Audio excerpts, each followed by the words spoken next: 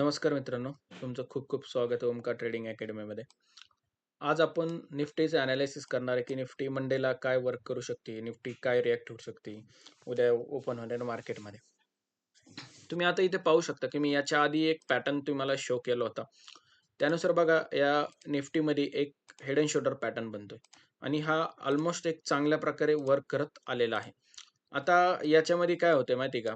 हे बघा, ही पूर्णपणे नेकलाईन आहे. हा एक चार्ट पॅटर्नचा एक पॅटर्न आहे. चार्ट पॅटर्न मधला याला हेड अँड शोल्डर पॅटर्न म्हणतात. हा एक बिअरिश पॅटर्न आहे. आता तुम्ही इथे पाहू शकता, की मार्केटने ऑलमोस्ट याच्या आधीचे तुम्ही व्हिडिओ पहा 26,200 पासून रिजेक्शन घेऊ शकतं. हे मी तुम्हाला सांगितलं होतं. त्या पद्धतीने मार्केट आता इथनं एक रिजेक्शन घेऊन हा राइट शोल्डर कंप्लीटला आलेला आहे. आणि जर समजा मार्केट या नेकलाईनच्या म्हणजेच 25,700 जर खाली मार्केट आल्यानंतर खूप मोठा डीप इन मार्केटमध्ये की ऑलमोस्ट 600-700 पॉईंट्स मार्केट डाऊन येऊ शकतं. आणि आता सध्या मार्केटचा आपण डाऊन ट्रेंडमध्येच कन्सिडर करू शकतो, की कंटिन्युअसली रेड कॅन्डल्स बनलेले आहेत ते. मग आता येणाऱ्या टाईममध्ये मार्केट कसं वर्क करणार आहे? एक तर इथं एक शूटिंग स्टार बनला होता आणि हा कुठे बनलेला आहे? तर इथं जे नियरेस्ट रेजिस्टन्स आहेत सगळे, याच्या जवळच बनले आणि याचा लोही ब्रेक झालेला आहे. मग आता आपल्याला मंडेसाठी काय करायचं आहे मार्केटमध्ये? तर सिंपल स्ट्रॅटेजी मी तुम्हाला सांगणार आहे, की यामुळे तुम्हाला काय होईल, की ॲनालिसिस करणं, एंट्री करणं खूप सोपं जाईल, की कोणत्या याच्यामध्ये कधी एंटर केलं पाहिजे. यामध्ये तुम्ही पाहू शकता इथे 26,150 ते 26,000 हा हाय आणि लो बनवलेला आहे फ्रायडेला. तर फक्त आपल्याला आता यामध्ये काय करायचंय, मार्केटने जर 26,000च्या खाली एखादी बेअरिश कॅन्डलस्टिक पॅटर्न बनवला किंवा इथे कुठेतरी ओपन झाली आणि याच्या खाली मार्केट यायला लागलं, तर आपल्याला इथे काय करायचंय, एक पुट साईडसाठी ट्रेडची अपॉर्च्युनिटी भेटते का आपल्याला पाहिजे 26,000च्या खाली. याच्या खाली रेड कॅन्डल क्लोज झाली पाहिजे विथ रेड व्हॉल्यूम, चांगल्या व्हॉल्यूमनी. किंवा मार्केट समजा इथं फ्लॅट ओपन होईल जर याच लेवलला आलं 26,000, तर इथे आपल्याला एखादी कॉलची पोझिशन भेटते का हे पाहणं गरजेचं आहे. कारण की मार्केटने नियरेस्ट इथं एक सपोर्ट घेतलेला आहे. त्यामुळे मार्केट पुन्हा एकदा इथं सपोर्ट घेऊ शकते. आपले हे ट्रेड कायम मी तुम्हाला हे सांगण्याचा प्रयत्न करतो, की तुम्ही फक्त एका साइडला मी तुम्हाला कधीच ट्रेड सांगत नाही. तर तिथे कायम 2 गोष्टी आपण अपॉर्च्युनिटी कायम पाहतो, की इथं पुट किंवा कॉलची अपॉर्च्युनिटी बनतीत का? हे पाहणं खूप गरजेचं आहे. तर 26,000च्या खाली समजा इथं गॅप डाऊन झाली किंवा याच्या खाली इथे ओपन झाली, तर आपल्याला इथं पुट साइडचा ट्रेड बघायचा आहे. समजा मार्केट फ्लॅट ओपन झाले इथे कुठे लेवलला, या लेवलला 24,030-40 समथिंग आणि इथे आलं रेड कॅन्डलने, तर इथे एखादा बुलिश कॅन्डलस्टिक पॅटर्न मिळतोय का? आणि आपला जो बायचा फॉर्म्युला मी आता खूप वेळा सांगितलेला आहे, त्यामुळे तुम्हाला समजलं असेल ते. तर इथे या लेवलला आल्यानंतर तुम्ही इथे बाय करू शकता किंवा कॉलसाठी अपॉर्च्युनिटी पाहू शकता.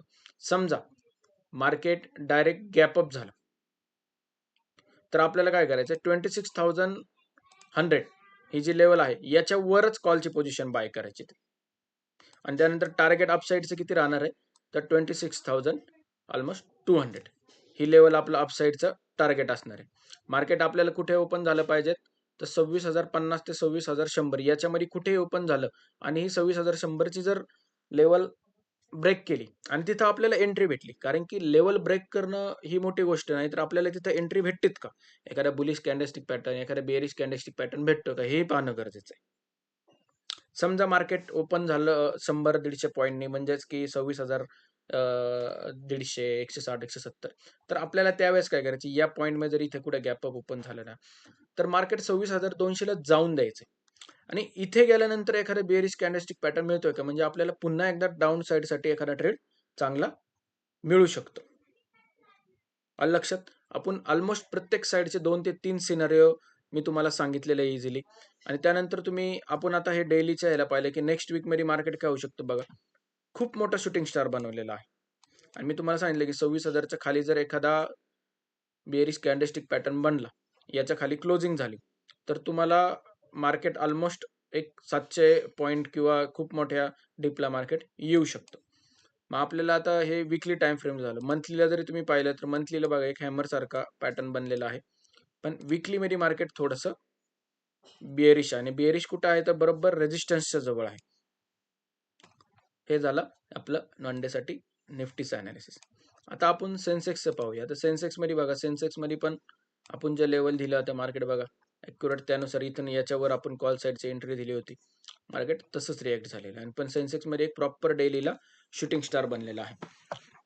आणि डेलीला जर तुम्ही आता कंटिन्युअसली पाहत असाल, एक 4-5 दिवस झाले, तर मार्केट गॅप डाऊन होईल किंवा मार्केट खाली जाऊन पुन्हा एकदा रिकव्हर होते. असं 3 वेळा इथे झाले.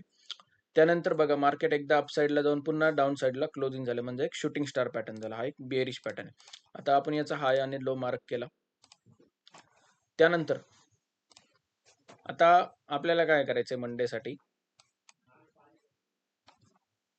समजा मार्केट फ्लॅट ओपन झालं किंवा गॅप डाऊन ओपन झालं, या लेवलला इथे कुठेतरी ओपन झालं, तर आपल्याला काय करायचंय, 84,900च्या लेवलच्या खाली किंवा ब्रेक केली याच्या खाली, तर आपल्याला एखादा बिअरिश ट्रेड भेटतोय का हे पाहणं गरजेचं आहे.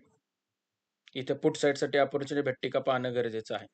समजा मार्केट याच्या खालीच गॅप डाऊन ओपन झालं, तर इथे जेव्हा गॅप डाऊन ओपन होईल ना, तर आपल्याला काय करायचंय, तेव्हा 100 पॉईंटचं वॉच करायचं की इथे पुन्हा एकदा सपोर्ट, इथे समजा गॅप डाऊन झालं याच लेवलला, तर 84,800 लेवलला येतंय का, तर इथं जर एखादा बेअरिश कॅन्डलस्टिक पॅटर्न पुन्हा भेटला किंवा एखादा बुलिश कॅन्डलस्टिक पॅटर्न भेटला, तर आपण त्या साईडला एंटर करायचं. आपण दोन्ही साईडला ओपन राहायचं. मार्केट फ्लॅट ओपन होऊन जर 84,900ची लेवल ब्रेक केली, तर आपण पुट साईड अपॉर्च्युनिटी पाहायची.